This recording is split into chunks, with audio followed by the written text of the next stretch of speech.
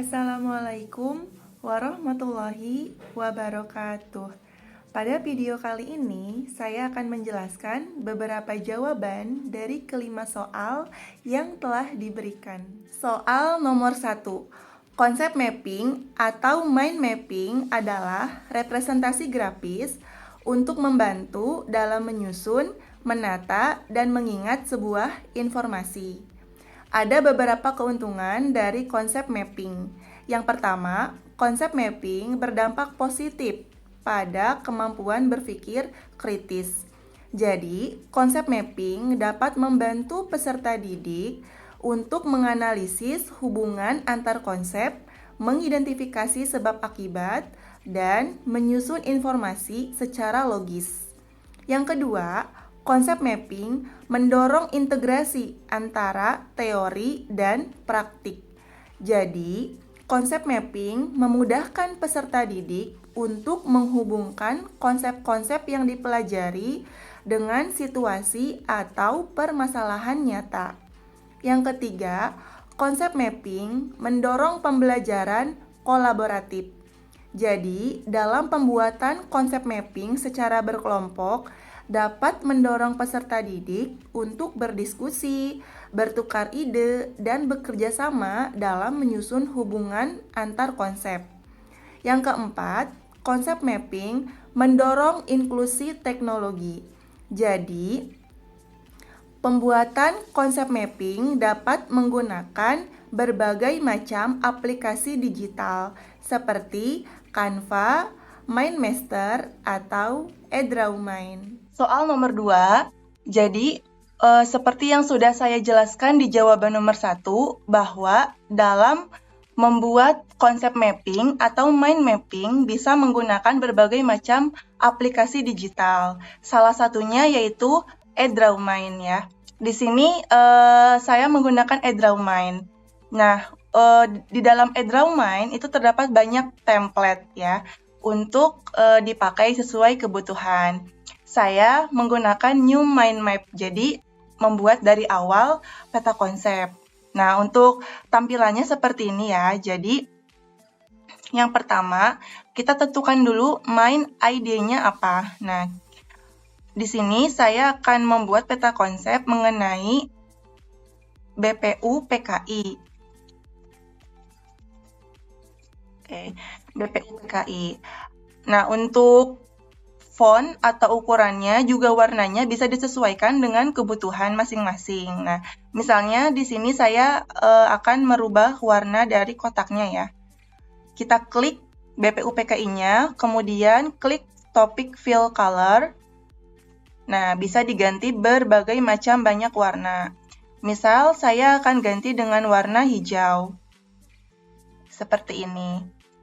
Kemudian, warna fontnya, misal saya akan ganti menjadi warna hitam. Nah, caranya diblok dulu tulisan BPU PKI-nya. Kemudian diklik yang ini ya, font color.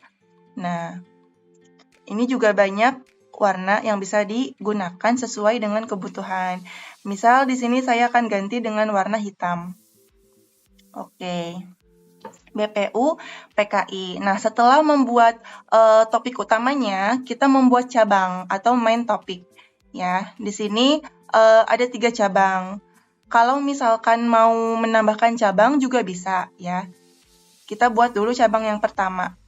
Misal cabang pertama kita isi dengan latar belakang. Oke. Latar belakang dari BPU PKI kan berarti Indonesia pernah dijajah oleh negara apa saja gitu ya, sehingga terbentuk dari BPU PKI. Nah, untuk membuat cabangnya, kita klik latar belakang, kemudian klik tombol tab. Nah, di sini kita isi dengan misal negara pertama yaitu Belanda, kemudian negara kedua, kita klik Belandanya, kemudian klik tombol enter. Nah, jadi cabang dari latar belakang itu bertambah menjadi 2. Nah, subtopik yang kedua kita isi dengan negara Jepang. Oke, seperti ini. Nah, untuk Jepang bisa kita kerucutkan lagi kenapa bisa memberikan kemerdekaan ya kepada Indonesia. Alasannya kenapa? Kita bisa buat keterangannya di sini dengan cara klik Jepang, kemudian klik tombol. Nah, kita isi dengan keterangan menyerah kepada sekutu, seperti itu. Oke, lanjut ke cabang kedua. Misal kita isi dengan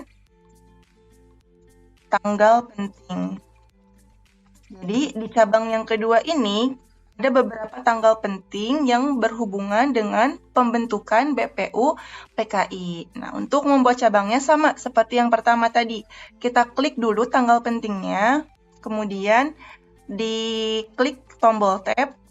Oke, kita ganti dengan tanggal 1 Maret 1945.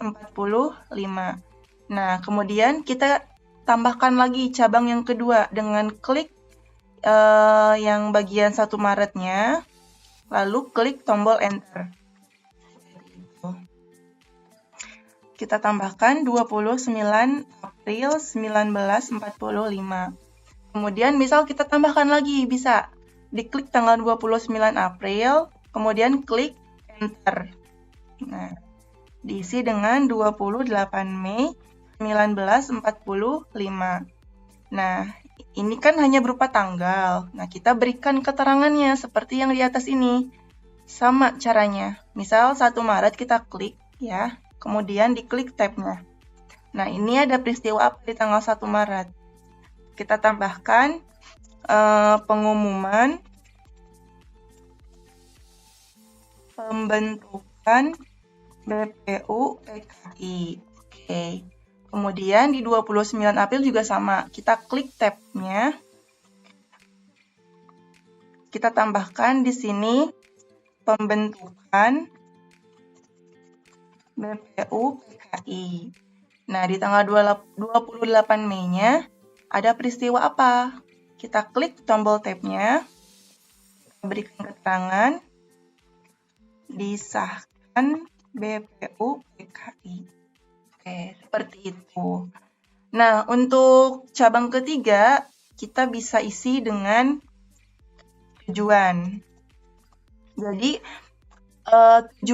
tujuannya apa saja nih dalam pembentukan BPU PKI gitu ya. Misal kita mau memberikan 2 tujuan, berarti kita klik tujuan, kemudian klik tombol tab-nya. Yang subtopik pertama kita gunakan untuk tujuan yang pertama, yaitu untuk mempersiapkan kemerdekaan. Oke, kita tambahkan lagi cabang yang kedua, yaitu mempersiapkannya. Kita klik, kemudian tekan atau klik tombol enter. Nah, kita tambahkan subtopik yang kedua, yaitu tujuan yang kedua tentang menyelidiki hal-hal penting. Oke. Ini ya. Nah, ini sudah terdapat 3 cabang utama. Kalau misalkan mau nambah cabang lagi, berarti kita klik yang di bagian cabang tujuan. Klik, kemudian kita tambahkan tombol enter. Nah, jadi tambah cabangnya ada 4. Kita isi misal cabang yang barunya ini kita isi dengan struktur organisasi. Nah, struktur organisasi dalam BPUPK ini ada apa saja? Nah, kita tambahkan. Klik strukturnya, kemudian klik tombol tab-nya. Di sini ada ketua, kemudian tambahkan cabang lagi. Berarti klik ketua, klik tombol enter. Nah, wakil ketua. Oke. Kemudian kita mau nambah cabang lagi di bawah struktur. Berarti klik strukturnya, kemudian kita klik enter. Di sini kita isi cabang yang kelima, yaitu sidang. Nah, BPUPKI telah melaksanakan sidang berapa kali? Oke, sidangnya ini kita klik, kemudian klik tab. Nah, tambahkan sidang pertama ya, yaitu tanggal 29.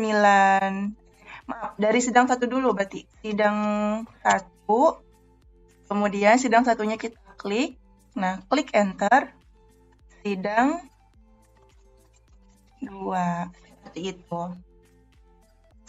Ya, jadi kalau misalkan sudah ada cabang, mau nambah cabang lagi, tinggal diklik tab, kemudian enter ke bawahnya. Disesuaikan dengan cabangnya yang ingin dibuat, ada berapa. Nomor 3, penerapan pembelajaran konsep mapping pada mata pelajaran pendidikan Pancasila. Sebagai contoh dalam materi nilai-nilai Pancasila dalam kehidupan sehari-hari. Ada 6 kegiatan terstruktur untuk mencapai tujuan pembelajaran. Yang pertama, orientasi. Setelah guru mengucapkan salam, berdoa bersama, mengabsensi siswa, menanyakan kabar, menyampaikan tujuan pembelajaran, kemudian guru memberikan pertanyaan pemantik kepada siswa. Contohnya, bagaimana penerapan nilai-nilai Pancasila dalam kehidupan sehari-hari? Yang kedua, penyajian materi. Guru memulai pembelajaran dengan menyampaikan materi secara singkat mengenai nilai-nilai yang terkandung dalam Pancasila. Yang ketiga, latihan pembuatan peta konsep. Setelah guru menyampaikan materi, guru menjelaskan langkah-langkah dalam pembuatan peta konsep.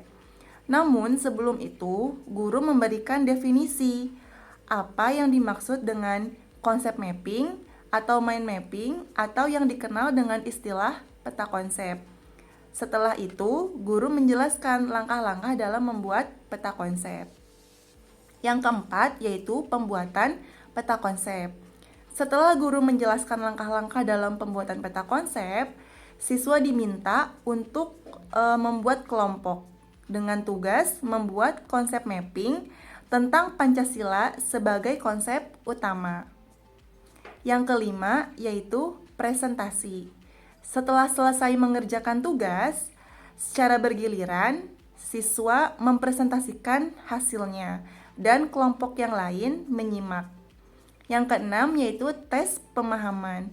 Setelah semuanya selesai presentasi, guru memberikan umpan balik dan memberikan tes pemahaman, yaitu berupa soal pilihan ganda dan uraian untuk mengukur sejauh mana siswa paham dengan materi yang telah disampaikan. Nomor 4, pembelajaran berbasis video atau video based learning merupakan metode yang menggunakan media video sebagai sarana utama untuk menyampaikan informasi, konsep, atau keterampilan kepada peserta didik.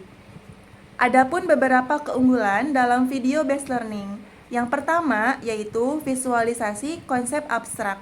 Maksudnya adalah video membantu menjelaskan konsep yang sulit dipahami melalui animasi, ilustrasi, simulasi, atau demonstrasi. Yang kedua, memperkuat representasi mental. Penyajian dalam bentuk gambar bergerak, suara, dan narasi membantu peserta didik membangun gambaran mental yang lebih jelas terhadap materi. Yang ketiga, multimodal.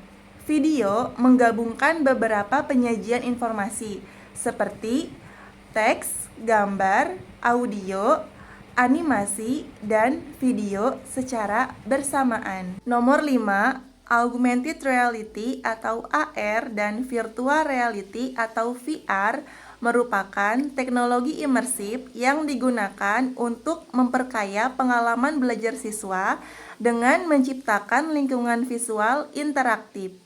Ada beberapa manfaat dari pembelajaran dengan AR atau VR. Manfaat AR yang pertama yaitu meningkatkan keterlibatan dan motivasi belajar peserta didik.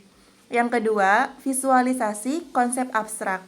Dan yang ketiga, meningkatkan interaktivitas pembelajaran. Sedangkan manfaat dari VR yang pertama adalah memungkinkan pengalaman belajar berbasis simulasi yang realistis. Yang kedua, meningkatkan keterlibatan emosional dan kognitif. Yang ketiga, mendorong pembelajaran kinestetik melalui eksplorasi aktif. Demikian dari kelima jawaban yang saya sampaikan. Terima kasih. Wassalamualaikum warahmatullahi wabarakatuh.